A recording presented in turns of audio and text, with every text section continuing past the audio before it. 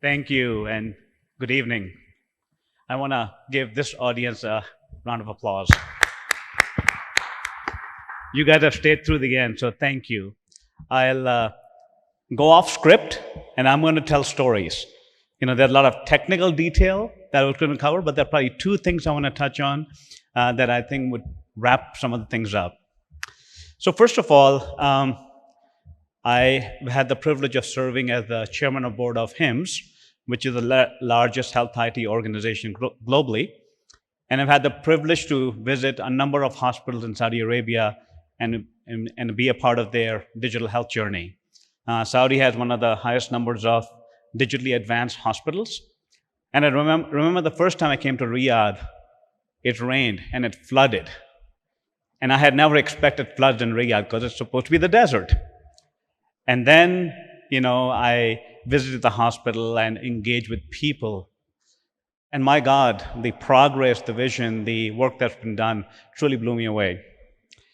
And I was speaking at a conference shortly after that, and somebody asked a question, Dr. Kohli, what's your favorite technology? And I thought back to my visit in Riyadh, and I said, let me reframe the question. It's not about having a favorite technology, because technology in our lifetimes has changed and will continue to change. It's technology with a purpose.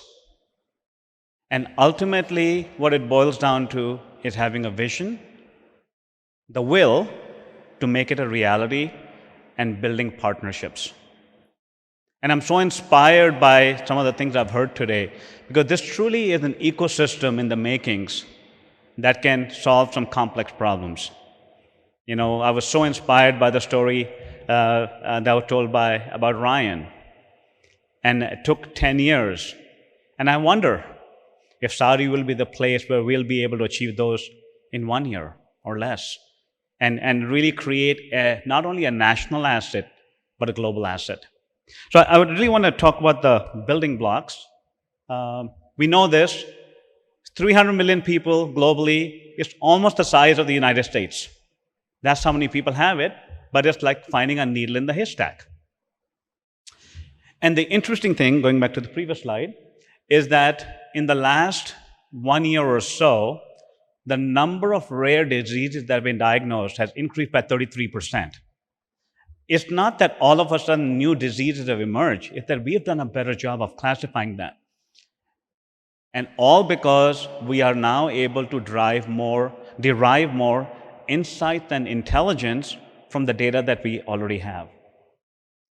So we will continue to make progress on that. And I think we'll get better at that. And the more we can name a disease, the more we can categorize, the better job we can do in finding therapeutic options and helping patients. We know the root causes, and we know where we need to invest our time and energy and our resources. But ultimately, what healthcare has done in the last 10 to 15 years, we have digitized healthcare. But all we have done is created big databases, which oftentimes are unwieldy. And for a primary care physician like me, who is sitting in front of a patient and have been given 15 minutes to do everything for the patient, for me to go through billions and billions of data points is simply not actionable. And this is really where the convergence of new tools like artificial intelligence comes to bear, where we can take data and better data and more precise data and genomics data and bring it to bear. I dream of a future where I'm sitting with a Ryan, and the computer tells me, Dr. Kohli, there are 100 patients like Ryan, and this is what's helped. Consider these 3 choices. And by the way, Ryan, there are 300 patients like you, and there are 2 doctors like Dr. Kohli who can help you.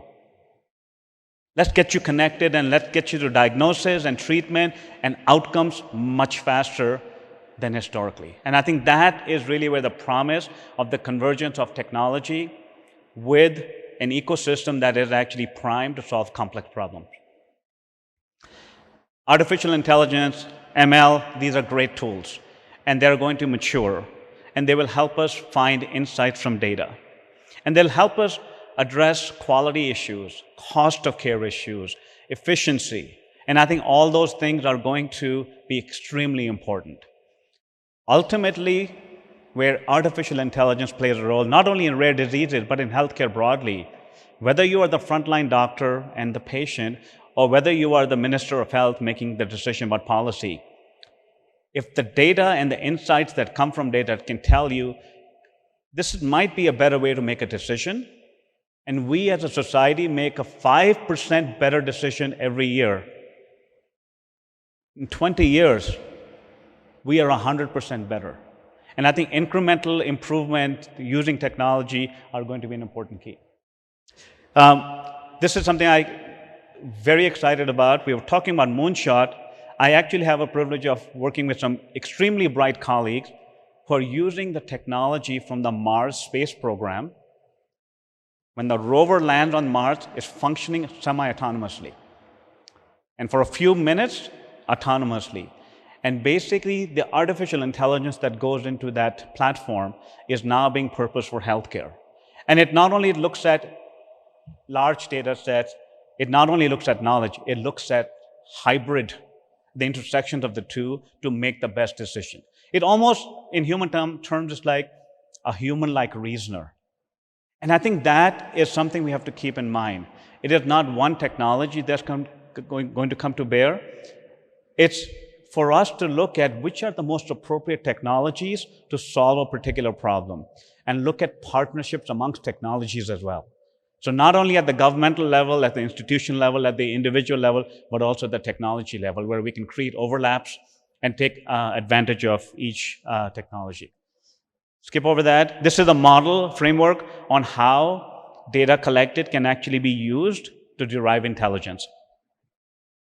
And I will skip over these. Ultimately, AI in rare diseases has a role and has been proven to show a role in diagnosis and prognosis, in disease classification, therapeutic approaches, and in patient registries and health records.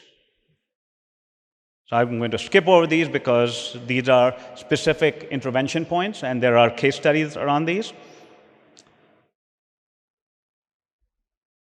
And then this is another case study around congenital disorders of glycosylation, how artificial intelligence actually has been used to address various target points for drugs, but also how to actually develop better therapeutic approaches. Typically, patients with these disorders appear in infancy and childhood with hypotonia, failure to thrive, strabismus, seizures, and stroke-like episodes. And in adolescence and adulthood, they continue to have worsening of symptoms. But through timely therapy that is guided by AI, we can actually make a difference in the lives of these patients. And I can tell you, in 5 years from now, maybe 3 years from now, when we have the next conference like this, we'll be talking about more case studies. And I think that is really going to be the realization of the vision that exists here. So I'm going to skip over these because I want to get to one slide that is really important. This is an important point. The industry that has the largest growth in data is healthcare.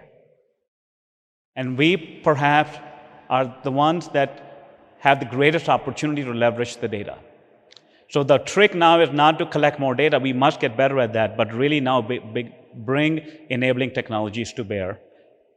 For an average physician, we are drowning in information and data, but we're starving for wisdom. And I think wisdom is all what we're after.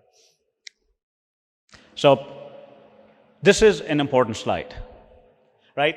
We all love to talk about cool technologies, I myself included. But the reality is, for an emerging healthcare system that actually has a vision and wants to create a resilient framework, the conversation needs to be around interoperability. Right? As we're building databases, let's talk about standards, let's talk about governance, let's talk about how we'll share data, not retrospectively, in real time. Right? You go to the busiest road anywhere in the world, you cross the road based upon the current traffic, not what it was like 5 minutes ago. Healthcare has to be that. So interoperability, infrastructure, standards, user interfaces, design thinking, funding, legislation, I think these are very important building blocks to enabling a thriving ecosystem. And I see these conversations are happening, but I think as we begin to think about rare diseases, it becomes even more important. And I would say that when Saudi creates this, the region creates this, that actually could be an anchor for the rest of the world. Final slide is when we look about building an ecosystem, let's look at governance and workforce development. The fundamental building block. Let's talk about interoperability, not only technically, but also in terms of regulations and data privacy. We want to make sure we protect the patient, but we also don't want to create barriers that distract from patient care and from better outcomes. Analytics and traceability. And then finally, building digital capacity for the nation and for the specific areas where we want to bring the technology so that we can ultimately purpose it to improve individual health and population health. Thank you very much.